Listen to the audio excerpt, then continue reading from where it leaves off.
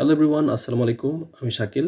তো আজকের এই পার্টিকুলার ভিডিওতে আমি মূলত কথা বলবো convex and non convex function নিয়ে। ওকে, তো একটা ফাংশন বা একটা কস্ট ফাংশন সেটা আসলে কনভেক্স নাকি নন কনভেক্স এটা বোঝা আসলে খুবই ইম্পর্টেন্ট। কারণ আপনি যে কোনো মেশিন লার্নিং মডেল নিয়ে যখন কাজ করেন তখন তার এরর কত বা তার কস্ট কত এটা যখন ক্যালকুলেশন করতে যাবেন তখন অবশ্যই আপনাকে এই জিনিসটা মাথায় রাখতে হবে, এটা কি কনভেক্স নাকি নট কনভেক্স। তার উপর বেচ করে আসলে অপটিমাইজেশন আসলে কেমন হবে সেটা ডিপেন্ড করতেছে। ওকে, কারণ কনভেক্সের ক্ষেত্রে একরকম, নন কনভেক্সের ক্ষেত্রে একরকম, কিন্তু আমরা বুঝবো কীভাবে যে একটা ফাংশন সেটা কনভেক্স নাকি সেটা নন কনভেক্স। ওকে, তো এটা নিয়ে মূলত আজকের ক্লাস। ওকে, তো খুবই সিম্পল।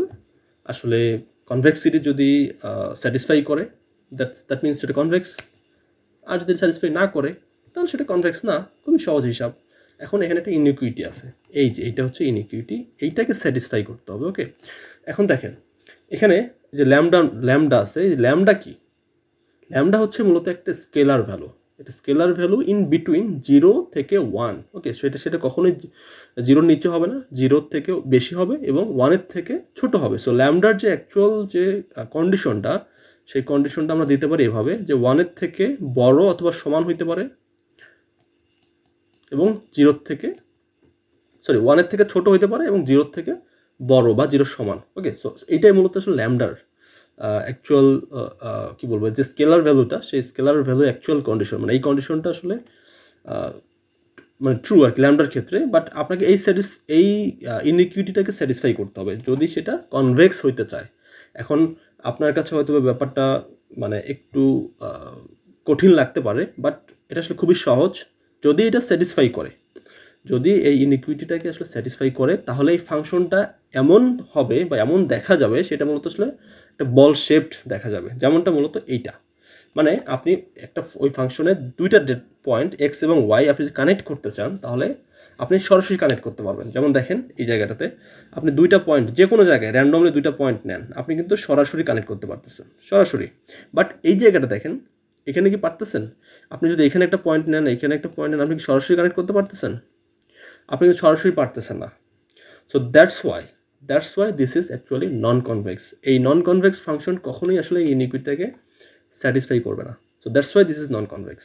ওকে, তো আমরা মূলত এই যে ফাংশন এরকম কনভেক্স এবং নন কনভেক্স ফাংশন দেখলেই আসলে বুঝতে পারবো যে আসলে কনভেক্স নাকি নন কনভেক্স। তো সরাসরি আমরা পারি তাহলে কনভেক্স, না পারলে কনভেক্স না।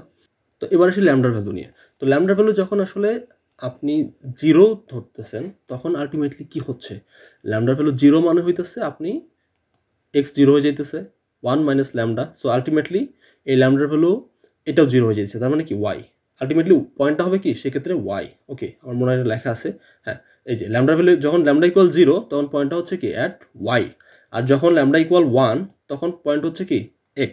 তার মানে এই যে 0.x প্লাস 1.1 আলটিমেটলি কিন্তু y পাচ্ছেন আপনি। ঠিক আছে, জাস্ট আপনি এখানে বসাই দিবেন। হ্যাঁ, এই ল্যামডার জায়গায় 0 বসাই দিবেন, 1 বসাই দিবেন, এবং আপনি যদি ল্যামডাটা ধরেন আসলে ইন বিটুইন 0 এবং 1, তার মানে আপনি যে পয়েন্টটা পাবেন সেই পয়েন্টটা হচ্ছে কি, পয়েন্টটা হচ্ছে এই x এবং y এর মধ্যবর্তী। ওকে, তো আসলে ল্যামডা আসলে মানে মানে কি দরকার বা প্রয়োজনটা কি? আসলে ল্যামডা মূলত আসলে ইউজ করা হয় মূলত লিনিয়ার কম্বিনেশন অথবা কনভেক্স কম্বিনেশন অফ দুইটা পয়েন্ট এক্স এবং ওয়াই, দুইটা পয়েন্টের ভিতরে যে কনভেক্স কম্বিনেশন বা লিনিয়ার কম্বিনেশন, এইটা তৈরি করার জন্যই মূলত আসলে ল্যামডাটা ইউজ করা হয়। এবং আপনি যখন একটা ফাংশন দেখবেন সেটা কনভেক্স, তখন সেটা অবশ্যই এরকম হবে, মানে বল শেপড হবে এবং সেটার গ্লোবাল মিনিমা থাকবে শুধুমাত্র একটা, মানে শুধুমাত্র একটা গ্লোবাল মিনিমা থাকবে, এখানে মাল্টিপল লোকাল মিনিমা থাকবে না। বাট যদি সেটা হয় নন কনভেক্স তাহলে সেটা অবশ্যই মোর দেন ওয়ান মানে মিনিমা থাকবে বা ম্যাক্সিমা থাকবে। দ্যাট মিনস আপনি এখানে দেখেন এই অংশটুকুর ভিতরে কিন্তু এই জায়গায় কিন্তু মিনিমাম পয়েন্ট, আবার এইখানে দেখেন এটা কিন্তু মিনিমাম পয়েন্ট, আবার এখানে স্যাডেল পয়েন্ট মানে হইতেছে না মিনিমাম না ম্যাক্সিমাম, মানে সমান সমান চাইতেছে। দুই ধরনের ক্যারেক্টারিস্টিক্স এর মধ্যে আছে, এটাকে বলতেছে কি স্যাডেল পয়েন্ট। সো এটা হচ্ছে কি নন কনভেক্স। তো নন কনভেক্সের আসলে স্পেসিফিকভাবে আসলে কোনো শেপ নাই, মানে নির্দিষ্ট শেপ না থাকার কারণে এটা যে কোনো রকম হইতে পারে, এটা এরকম হইতে পারে, এরকমও হইতে পারে। যেমন এখানে দেখেন, এখানে আপনার এখানে লোকাল মিনিমা, যে P1 কি লোকাল মিনিমা, কারণ এই অংশটুকুর ভিতরে এটা কি সব থেকে মিনিমাম। বাট আপনি দেখেন এটা কি গ্লোবাল মিনিমাম, মানে টোটাল যে ফাংশনটা আপনি দেখতেছেন তার মধ্যে কি সব থেকে কি পয়েন্ট সব থেকে কম পয়েন্ট এটা না, মিনিমাম পয়েন্ট এটা কিন্তু এটা না। আপনি যদি এটাকে কস্ট ধরেন, এই দিকে যদি আপনি কস্ট রাখেন তার মানে কি এটা হচ্ছে এটা, তো এর থেকে কিন্তু মিনিমাম পয়েন্ট আছে, যেমন এই যে এটা, এটা এর থেকে মিনিমাম না, এর থেকে মিনিমাম, কিন্তু এটা কিন্তু শাটল পয়েন্ট বলতেছি, কারণ কি এটা না ম্যাক্সিমাম না মিনিমাম, এটা মাঝামাঝি অবস্থায় আছে, এমন একটা সিচুয়েশনে আছে, এটাকে বলছে শাটল পয়েন্ট। এবং আপনি এই ফুল ফাংশনের মধ্যে সব থেকে যে মিনিমাম পয়েন্টটা পাবেন এটা কিন্তু সব থেকে মিনিমাম, তো এই পয়েন্টটাকে আমরা বলতেছি কি গ্লোবাল মিনিমা, এবং এটাই আসলে কনভার্জেন্স, মানে এইখানেই আপনাকে আসতে হবে অ্যাকচুয়ালি। বাট যখন আপনি নন কনভেক্স কস্ট ফাংশনকে আপনি অপটিমাইজ করতে যাবেন তখন একটা প্রবলেম হয়, সেই প্রবলেমটা হলো যে এই লোকাল মিনিমাতে আসলে স্ট্যাক হয়ে যেতে পারেন, আপনি লোকাল মিনিমাতে আপনি স্ট্যাক হয়ে যেতে পারেন। এটার অনেক কারণে হইতে পারে, আমরা পরবর্তীতে জানবো, যখন গ্রেডিয়েন্ট ডিসেন্ট আমরা দেখবো তখন হয়তো বা বলতে পারি। লার্নিং রেটের একটা বিষয় আছে যে কত ফাস্ট আপনি লার্ন করবেন, সো এটা একটা ব্যাপার, এটা নিয়ে আমি কথা বলবো নেক্সট ভিডিওতে, আমি কথা বলবো, তো এখনো বলতেছি না। তো এটা একটা মানে জাস্ট একটা মাথায় রাখেন যে যখন আপনি নন কনভেক্সকে আপনি অপটিমাইজ করতে যাবেন এটা আসলে টু কমপ্লেক্স দেন কনভেক্স আসলে অপটিমাইজ করা ইজি, বিকজ এখানে গ্লোবাল মিনিমাম আসলে একটাই। দেখেন গ্লোবাল মিনিমাম একটা হওয়ার কারণে যেটা হয়েছে, আপনি যদি এখানে কস্ট রাখেন এদিকে ওয়াই অ্যাক্সিস যদি আপনি কস্ট রাখেন, এদিকে যদি আপনি ওয়েটের ভ্যালুটা রাখেন, তা আলটিমেটলি এই পজিশনের সব থেকে মিনিমাম কস্ট পাইতেছেন, তার মানে কি এখানে যে ওয়েটটা আছে সেটা কি সব থেকে বেস্ট ওয়েট, তাই না? এখানে একটা জিনিস বলে রাখা ভালো যে কনভেক্স এবং কনকেভ, এটা আপনাদের হয়তো কনফিউশন থাকতে পারে। কনকেভ হইতেছে কনভেক্সের ঠিক উল্টাটা। কনভেক্স হচ্ছে মূলত এরকম এই যে দেখতেছেন, এটা হচ্ছে কনভেক্স, হ্যাঁ, এর সব থেকে মিনিমাম পয়েন্ট এটা হচ্ছে কি কনভেক্স ফাংশন। আর এই যে দেখতেছেন না, এর ঠিক অপোজিট পাশে উল্টা, এটাকে বলতেছে কনকেভ, মানে এটা স্ক্যাপ লাইক শেপ আর কি। আর এটা হচ্ছে কি ওটাকে মানে বল শেপ আর কি। সো এটাকে মাথায় রাখতে হবে। আর এটা কি এটা হচ্ছে নন কনভেক্স। সো হাওয়ার আমরা দেখি যে আসলে কোন কোন অ্যালগোরিদমের ক্ষেত্রে আসলে কী টাইপের কস্ট ফাংশন আমরা ইউজ করি এবং সেগুলো আসলে কী টাইপের হয়। যেমন in term of linear regression বা লজিস্টিক রিগ্রেশন, এখানে আমরা যে কস্ট ফাংশন ইউজ করি, যেমন লিনিয়ার রিগ্রেশন আমরা এমএসি ইউজ করি বা এমএ ইউজ করি, এগুলো কিন্তু হচ্ছে কি কনভেক্স ফাংশন। তারপর হইতেছে যখন আপনি লজিস্টিক রিগ্রেশনের কথা চিন্তা করবেন, এটা একটা ক্লাসিফিকেশন অ্যালগোরিদম, সো এক্ষেত্রে আমরা কি ইউজ করি, ক্রস এন্ট্রপি লস ইউজ করি অথবা লজিস্টিক লস। সো এগুলো কিন্তু কি কনভেক্স ফর বাইনারি ক্লাসিফিকেশন। তারপর সাপোর্ট ভেক্টর মেশিনে আছে, যেমন হইতেছে হিন্স লস কনভেক্স, তারপর হইতেছে L1 L2 রেগুলারাইজেশন। এইখানেও কিন্তু আমরা আলটিমেটলি কী করি, এমএসসির সাথে একটা পেনাল্টি টার্ম অ্যাড করে দিই, যেমন হইতেছে ওয়েট, এবং এটা হচ্ছে L1 এর ক্ষেত্রে, আর L2 এর ক্ষেত্রে আমরা ইউজ করি কি ওয়েট স্কোয়ার, তাই না? সো এটা কিন্তু কনভেক্স। তারপর গ্রেডিয়েন্ট ডিসেন্ট আমরা যদিও যাবো পরবর্তীতে। গ্রেডিয়েন্ট ডিসেন্টের আমরা কি করি, গ্রেডিয়েন্ট ডিসেন্ট কিন্তু কোনো একটা কস্ট ফাংশন না, এটা একটা অপটিমাইজেশন অ্যালগোরিদম। বাট গ্রেডিয়েন্ট ডিসেন্টে আমরা যখন লিনিয়ার রিগ্রেশনের রেসপেক্টে আমরা কথা বলবো, তখন সাধারণত আমরা কি করি, আমরা লিনিয়ার রিগ্রেশনের এমএসসিটাকে কিন্তু আমরা আস্তে আস্তে মানে ওয়েটের ভ্যালুটা আসলে মডিফাই করি এবং আমরা এমএসসিটাকে কমাই নিয়ে আসি, তাই না? তো আলটিমেটলি আমরা গ্রেডিয়েন্ট ডিসেন্ট যখন পারফর্ম করি তখনই কিন্তু আমরা লিনিয়ার রিগ্রেশনের রেসপেক্টে আমরা কিন্তু কনভেক্স ফাংশনই আমরা ইউজ করতেছি আলটিমেটলি। মানে আমাদের টার্গেট থাকে সবসময় এইখানে আসা, মানে গ্লোবাল মিনিমাতে চলে আসা। এখানে আসলেই এখানকার জন্যই মূলত আপনার সব থেকে কম ওয়েটটা পাবেন, কম এমএসি পাবেন। কম এমএসি মানে হচ্ছে কম লস, এবং স্বাভাবিক এটা যে যদি আপনার লস কম হয় তাহলে আপনার পারফরমেন্স অটোমেটিকলি বাড়বে, এবং এই পয়েন্টের জন্য যে ওয়েটের ভ্যালুগুলো পাবেন সেই ওয়েটটা হচ্ছে বেস্ট ওয়েট, এবং ওইটা দিয়ে আপনি মডেল ট্রেন করলে সব থেকে বেস্ট পারফরমেন্স পাবেন ওই ডাটার জন্য। তো এগুলো হইতেছে মূলত কনভেক্স ফাংশন নিয়ে কথাবার্তা। তাহলে নন কনভেক্স আসলে আমরা কোথায় ইউজ করি? তো নন কনভেক্স সাধারণত আমরা আসলে কমপ্লেক্স প্রবলেমের ক্ষেত্রে, যেমন ধরেন নিউরাল নেটওয়ার্কের ক্ষেত্রে CNN, এইসব জায়গায় আসলে আমরা পাই। যেমন ধরেন নিউরাল নেটওয়ার্কের কথা চিন্তা করেন বা CNN এর কথা চিন্তা করেন, সেই ক্ষেত্রে বা RNN এর ক্ষেত্রে সিকোয়েন্সিয়াল ডাটা নিয়ে যখন আমরা কাজ করি, সাধারণত এখানে বাই ডিজাইন আমরা নন কনভেক্স নিয়ে ডিল করি। কারণ কি?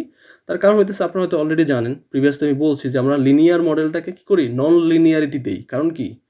এখান থেকে কমপ্লেক্স প্যাটার্নটা আসলে খুঁজে বের করার জন্য, কমপ্লেক্স প্যাটার্ন। এবং আমরা কি বলি, আমরা ওয়েটের আমরা একটা স্টেপ পরে আমরা যে একটা নিউরনের আউটপুট আমরা নেক্সটে পাঠাই, আবারও সেটা ইনপুট হিসেবে রিসিভ করে, তার মানে কি যে ধাপে ধাপে আমরা যে নন লিনিয়ারিটি দিচ্ছি, তো এই যার কারণে ব্যাপারটা আসলে নন কনভেক্স হ্যাঁ, আলটিমেটলি সেটা পরবর্তীতে কি আমরা নন কনভেক্স হয়ে যায় আর কি, বা কস্ট ফাংশনটা আসলে নন কনভেক্স নিয়ে ডিল করতে হয়। ওকে, তারপর ডিপ রেইনফোর্সমেন্ট লার্নিংয়ের ক্ষেত্রেও ঠিক সেম। তারপর হইতেছে জ্ঞান বলেন বা জেনারেটিভ অ্যাডভার্সিয়াল নেটওয়ার্ক। সো এই ধরনের যখন আমরা ডিপ লার্নিং কমপ্লেক্স মডেলগুলো নিয়ে কাজ করব, তখন সাধারণত আমরা নন কনভেক্স কস্ট ফাংশন নিয়েই আমাদের ডিল করতে হবে। এটা বাই ডিফল্ট আমাদের মাথায় সেট করে রাখতে হবে আর কি। সো দ্যাটস ওয়াই এগুলো আসলে কমপ্লেক্স হয় এবং এটা আসলে অপটিমাইজ করা একটু হার্ডার দেন সিম্পল স্ট্যাটিস্টিক্যাল মডেল যেগুলো কনভেক্স। ওকে, সো হাউবার এখানে আর কিছু কস্ট ফাংশন আছে যেগুলোর যদি আপনি ডিপ লার্নিংয়ের রেসপেক্টে আপনি কথা বলেন, তাহলে আসলে আপনি কীভাবে এগুলো আসলে কী কী পারপাস ইউজ করা হয় এই কস্ট ফাংশনগুলো, এবং এর যে কনভেক্সিটি, সেই কনভেক্সিটি আসলে কেমন সেটি লেখা হয়েছে। এটা যদি সবগুলো আসলে নন কনভেক্স, যদি আপনি সিএনএনের রেসপেক্টে কথা বলেন, যেমন ক্রস এন্ট্রপি, যখন আপনি সিএনএন রেসপেক্টে কথা বলতেছেন তখন আলটিমেটলি সেটা নন কনভেক্স, কারণ যে কথাটা আমি একটু আগে বলে আসলাম যে আমরা সেটা নন লিনিয়ারিটি দিই, যার কারণে সেটা পরবর্তী নন কনভেক্স হয়ে যায়। তারপর হচ্ছে এমএসসি যখন আপনি সিএনএনের রেসপেক্টে আপনি কথা বলতেছেন আলটিমেটলি, তখন সেটা কিন্তু আপনি ultimately non linear activation. So যখন মাল্টিপল লেয়ার ইউজ করতেছেন, সো একটা ধাপ শেষে শেষে আপনি সেটাকে নন লিনিয়ারিটি দিচ্ছেন অ্যাক্টিভেশন ফাংশনের থ্রুতে। সো দ্যাটস ওয়াই আলটিমেটলি পরবর্তীতে এর যে অপটিমাইজেশন ল্যান্ডস্কেপ সেটা কিন্তু মূলত নন কনভেক্স। ঠিক আছে, তারপর বাইনারি ক্রস এন্ট্রপি লস বলেন, তারপর হিন্স লস বলেন, তারপর হইতেছে categorical cross entropy loss, everything এগুলো যখন আপনি ডিপ লার্নিংয়ের রেসপেক্টে বা সিএনএনের রেসপেক্টে কথা বলবেন, তখন আলটিমেটলি আপনাকে নন কনভেক্স নিয়ে ডিল করতে হবে actually. Okay, to be honest. So এগুলো আপনারা ভিডিও পজ করে দেখে নিতে পারেন বা খাতায় লিখে রাখতে পারেন, যেটা হয়তো বা ফিউচারে আপনাদের কাজে লাগবে। আমি চাইলে এই স্লাইডগুলো আপনাদের দিয়ে দিতে পারি, বাট দিব না। তার কারণ হচ্ছে যে দিয়ে দিলে আপনারা ওইভাবে ফালাই রাখবেন, আলটিমেটলি এটা আর কোনো কাজে লাগবে না। আর আপনি যদি কষ্ট করে লিখে লিখে পড়েন, যারা যারা কষ্ট করে লিখে লিখে এগুলো বুঝবেন, তাদের জন্যই আসলে আমি ভিডিও তৈরি করি। শুধু আপনি খুব রিল্যাক্সে সব কিছু পেয়ে যাবেন, তাহলে আপনাদের দিয়ে খুব বেশি কিছু হবে না। সো তাদের জন্য আসলে আমি ভিডিও তৈরি করি না নর্মালি। যারা পরিশ্রম করতে পারবেন তাদের জন্য ভিডিও তৈরি করা। ওকে, তো এবার আপনাদের একটা আমি প্রবলেম দিব, যে প্রবলেমটা আসলে আপনাদের সলভ করতে হবে। দেখেন, এটা একটু ঠান্ডা মাথায় ভিডিওটা পজ করবেন, করে প্রবলেমটা আসলে বোঝার চেষ্টা করবেন যে আপনি এতক্ষণ যে শিখে আসলেন, এই যে আমি যে 12 মিনিট কথা বললাম, এটা কি আমার কি টাইমটা নষ্ট হইলো, নাকি আদৌ কিছু শিখছেন? এটা বুঝবেন আপনি এইখানে এসে। আপনি ভিডিওটা পজ করবেন, পজ করার পরে এটা পড়বেন কি বলছে এখানে। এখানে বলা হয়েছে যে 1 থেকে 3 যে 3টা ফাংশন আছে, সেটা আমাকে এখানে বলে দিছে যে এ এবং সি এটা কি কনভেক্স হবে নাকি নট কনভেক্স হবে। যদি নট কনভেক্স হয় তাহলে কাউন্টার এক্সাম্পল চাইছে যে আসলে কেন নট কনভেক্স। এখন আপনি এটা পজ করে আপনি খাতায় লিখবেন বা সলভ করবেন যে অ্যাকচুয়ালি আসলে কনভেক্স নাকি নট কনভেক্স। যেমন দেখেন, আমি বলে দিচ্ছি, এ নিয়ে যখন কথা বলতেছে তখন আলটিমেটলি এ এবং সি এর কথা বলতেছে, যে এখান থেকে এই পর্যন্ত এই যে ফাংশনটা, এটা কি আলটিমেটলি কি কনভেক্স নাকি নট কনভেক্স, এটা আপনি খাতায় লিখবেন। তারপর আমাকে বলতেছে কি 2 এর ক্ষেত্রে এ এবং সি, এ থেকে সি পর্যন্ত এটা কি কনভেক্স নাকি নট কনভেক্স, এটাও খাতায় লিখবেন। তারপরে দেখেন এ থেকে ডি এটা কি কনভেক্স নাকি নট কনভেক্স। তারপর সি থেকে ডি, হ্যাঁ, এই যে সি এবং ডি কনভেক্স নাকি নট কনভেক্স। যদি নট কনভেক্স হয় তাহলে কেন নট কনভেক্স, এটা খাতায় লিখবেন। লিখে আমি যেটা বলতেছি সেটার সাথে মিলাই নেবেন। ওকে, এটা সাধারণত প্রথমটা ক্ষেত্রে, যেমন এ এবং সি আগে কিন্তু অ্যান্সার দেখবেন না, আমি আবার বলতেছি, আগে নিজে করবেন, দেখবেন বুঝছেন কিনা। এ এবং সি এটা কিন্তু কনভেক্স, কারণ এটা কি বল শেপড আমরা একটা ফাংশন দেখতেছি এখানে। তারপর এখানটা দেখেন কি, এখানে কিন্তু একদম এটা কিন্তু কনভেক্স না নর্মালি। কনভেক্স হইলে আপনার এরকম শেপ হইতো, বাট এটা কিন্তু কনভেক্স না। এ এবং সি এ থেকে সি, এই যে এটা কিন্তু কনভেক্স না আলটিমেটলি। তারপর এই এ থেকে ডি, এ থেকে ডি কি কনভেক্স বলতে একটা থাকতো, বাট এখানে দেখেন যে global local minima, global minima, এখানে কিন্তু আপনার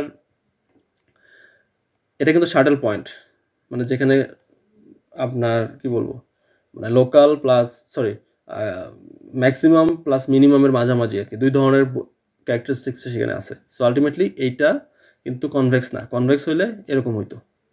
ঠিক আছে, তারপরে দেখেন সি থেকে ডি, এই সি থেকে ডি যখন আপনি কথা বলতেছেন তখন আবার এইটা অংশটুকু আবার কনভেক্স। ঠিক আছে, সো এটাই মূলত আলটিমেটলি আপনার সলিউশন, আপনারা একটু দেখে মিলাই নিন। ঠিক আছে, তো আই থিঙ্ক আপনারা কনভেক্স এবং নট কনভেক্স বুঝে ফেলছেন। আমরা নেক্সট ভিডিওতে গ্রেডিয়েন্ট ডিসেন্ট নিয়ে কথা বলবো। তো সে পর্যন্ত ভালো থাকবেন। আর যদি ভিডিওগুলো ভালো লাগে তাহলে অবশ্যই ফ্রেন্ডদের সাথে শেয়ার করবেন। আসসালামু আলাইকুম।